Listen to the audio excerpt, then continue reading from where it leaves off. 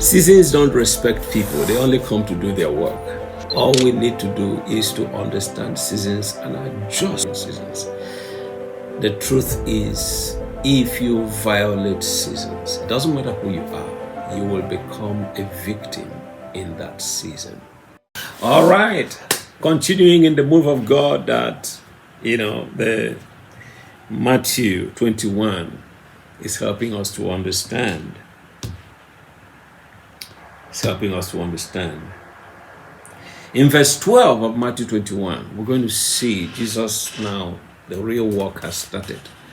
The work wasn't just get the donkey. The work was not riding on the donkey. The work was the donkey is taking Jesus somewhere.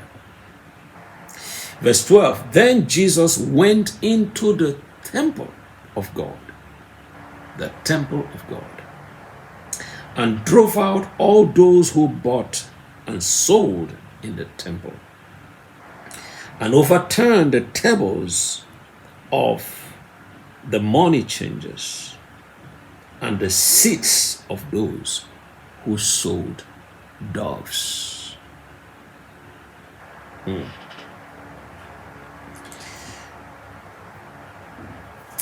So Jesus went into the temple of God. The first thing he saw was buying and selling. But there's nothing wrong with buying and selling. This is legitimate business. Legitimate transactions were going on. Buying and selling. But the reason Jesus drove them out of the temple was because the temple is not a place of buying and selling. You could have gone to the malls, go to the stores, go to the market.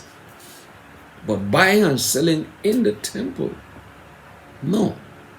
So Jesus drove them out. Now the point is, what is buying and selling? What is buying and selling? Many times when we read this passage, we think, okay, yes, it's people who are trying to make money out of the gospel. They're trying to make money. It's merchandising going on in the house of God. Yeah, that could be part of it. But I want you to see the bigger picture, or the big picture. Buying and selling represent self-interest.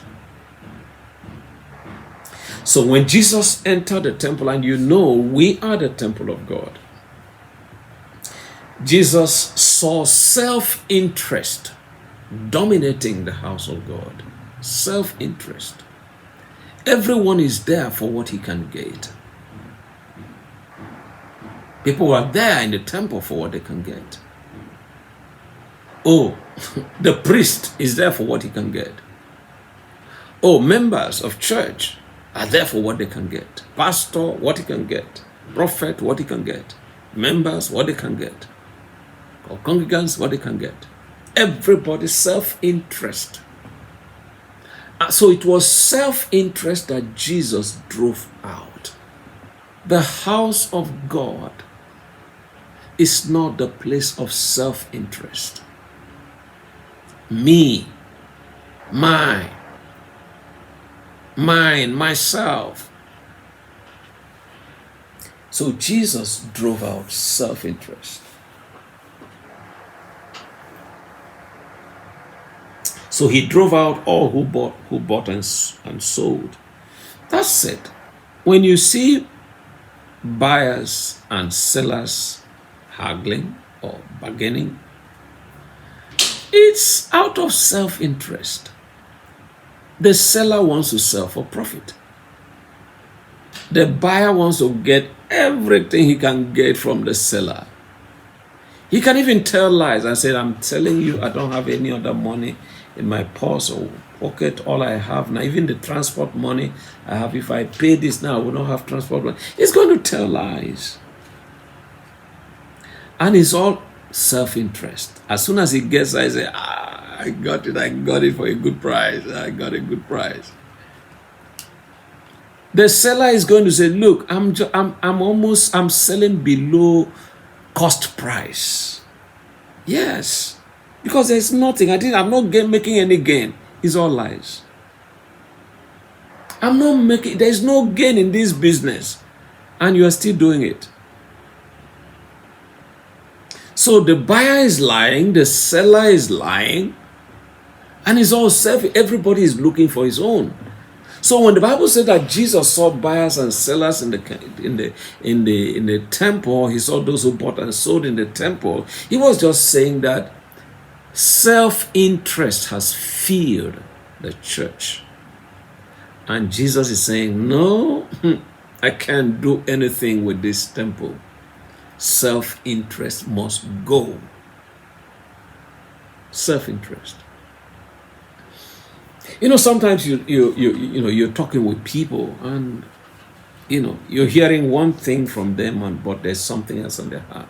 They have hidden agenda. They have things on their heart that you don't hear. You don't hear those, and it's all self-interest. Oh, I'm just here because of you. You're here because of, I'm here because of me. I'm here because of me. It's what I can get. Self-interest. Jesus was not a person of self-interest. He gave his life. He said, I came that they may have life and have it more abundantly.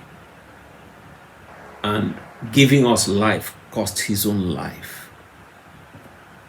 He became obedient even unto death, the death of the cross. So that's sacrifice. He gave himself for us. He died for us. How can we come into the house of the one who died for us, and then we are so filled with self-interest? 1 John 3:16 says, he said, here we know love, that he laid his life for us, and we ought to lay down our lives for the brethren. So instead of seeing a people walking in love and people sacrificing, for one another, we see self-interest. Everybody is there for what he can get. So whether they are money changers or they are sellers of dove, they are all bought and sold.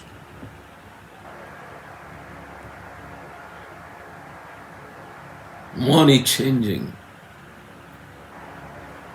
Means I can't do business with you unless you have what I have. You can't do business here unless you get our money. So we have to change what you have. It's money, but you can't use it here. You can't, no, we have no room for you. If you want to do anything here, you have to be like us. We can't. Sellers of dove. Jesus did not condemn sellers of dove, but it was what they were doing in the temple, and these things represent self-interest in different areas. When we place the spiritual and the material on the same level, then we are selling doves. We think that the gift of God can be purchased with money. The seller of dove. So I pray the Lord will give you understanding and help us. So as soon as he drove them out, he drove out those who bought and sold, the money changers and those who sold dove, and he said, my house, it is written. That's the first thing he said. It is written. It is written. My house shall be called the house of prayer. We're going to continue that in the next video. The Lord bless you. And seasons and adjust seasons.